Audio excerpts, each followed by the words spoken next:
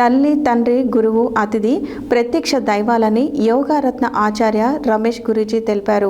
వారిని పూజించాలని, వారి ఆశీస్సులు పొందాలని సూచించారు.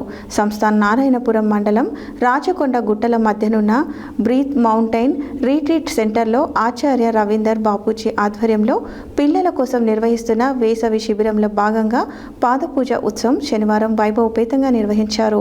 వేసవి శిబిరంలో పాల్గొన్న పిల్లల తల్లిదండ్రులను ఈ వేడుకకు ఆహ్వానించారు. తండ్రి, తల్లి, గురువు, అతిథి ప్రత్యక్ష దైవాలని యోగారత్న ఆచార్య రమేష్ గురూజీ తెలిపారు. వారిని పూజించాలని, వారి ఆశీస్సులు పొందాలని సూచించారు. సంస్థాన్ నారాయణపురం మండలం రాచకొండ గుట్టల మధ్యనున్న బ్రీత్ మౌంటైన్ రిట్రీట్ సెంటర్లో ఆచార్య రవీందర్ బాపూజీ ఆధ్వర్యంలో పిల్లల కోసం నిర్వహిస్తున్న వేసవి శిబిరంలో భాగంగా పాదపూజ ఉత్సవం శనివారం వైభవోపేతంగా నిర్వహించారు. వేసవి శిబిరంలో పాల్గొన్న పిల్లల తల్లిదండ్రులను ఈ వేడుకకు ఆహ్వానించారు. తల్లిదండ్రులే కనిపించే దైవాలని భావించి పిల్లలు వారి తల్లిదండ్రుల పాదాలను వివిధ నదుల నుండి తెచ్చిన జలాలతో కడిగారు. పసుపు కుంకుమలతో వారి పాదాలను అలంకరించారు. పూలమాలలను తల్లిదండ్రుల మెడలో వేసి చేతులు జోడించి వారి ఆశీర్వాదాలు తీసుకున్నారు. తమ పిల్లల భక్తికి మెచ్చిన తల్లిదండ్రులు వారి తలలపై మంగళ అక్షంతలు వేసి ఆశీర్వదించారు. చేతులు చాచి తమ గుండెలకు హత్తుకొని ఎప్పటికీ తోడు నీడగా ఉంటామని తమ అభిమానాన్ని ప్రదర్శించారు. పిల్లల నోటికి పండ్లను తినిపించారు. పిల్లలు సైతం తమ తల్లిదండ్రుల నోటికి పండ్లు తినిపించి ముద్దుల వర్షం కురిపించారు.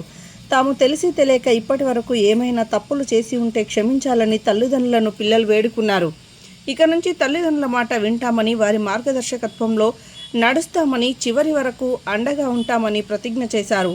భావోద్వేగపూరితంగా కొనసాగిన పాదపూజ కార్యక్రమంలో పాల్గొన్న తల్లిదండ్రులు, పిల్లలు అనిర్వచనీయమైన అనుభూతికి లోనయ్యారు.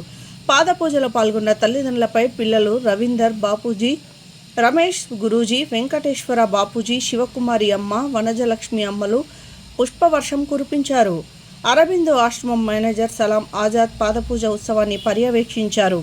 సిద్ధ సమాధి యోగ గురువు ఆచార్య రవీందర్ బాపూజీ ఆధ్వర్యంలో నిర్వహిస్తున్న వేసవి శిబిరంలో సూర్య నమస్కారాలు, యోగా, ధ్యానం, సాధన చేయిస్తున్నారు.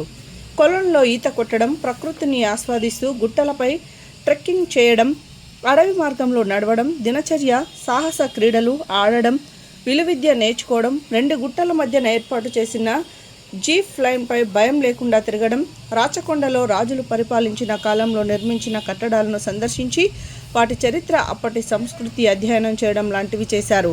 రసాయనాలు లేని ప్రకృతి సేద్యంతో పండించిన ఆహార పదార్థాలను భుజించారు. గిరిజనుల రైతుల జీవన శైలి అధ్యయనం చేశారు. వన్యప్రాణులను ప్రత్యక్షంగా వీక్షించారు. పట్టణవాసానికి దూరంగా ప్రశాంతమైన ప్రకృతి మధ్య వేసవి శిబిరాన్ని ఆనందోత్సవాలతో గడుపుతున్నారు.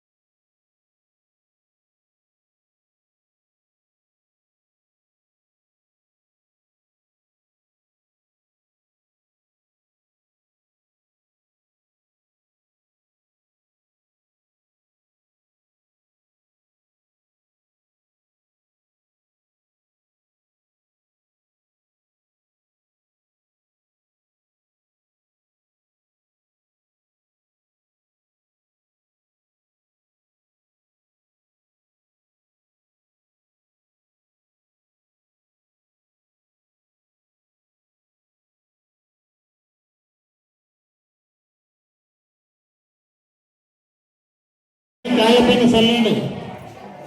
అమ్మా నాన్న కాళ్ళపైన అక్షంతలు వేయండి. మాతృదేవో భవ, మాతృదేవో భవ, పితృదేవో భవ, పితృదేవో భవ, ఆచార్య దేవో భవ, ఆచార్య దేవో భవ, అతిథి దేవో భవ, అతిథి దేవో భవ, మాతృదేవో భవ, మాతృదేవో భవ, పితృదేవో భవ, పితృదేవో భవ, మాతృదేవో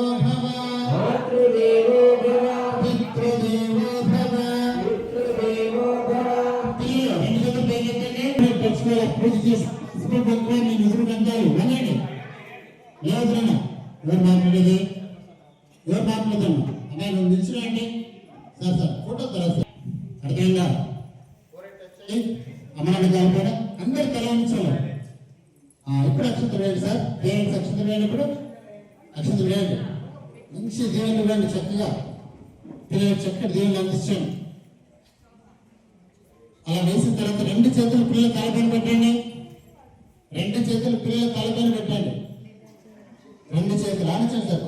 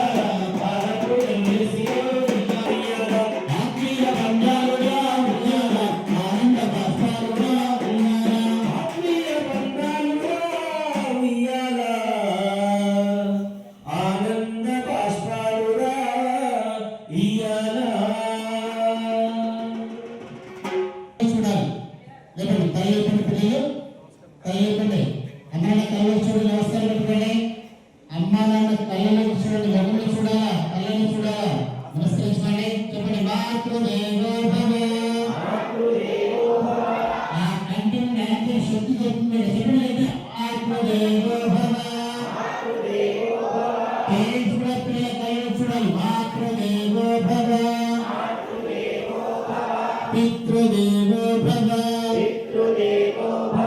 ఆచార్య దేవో భవ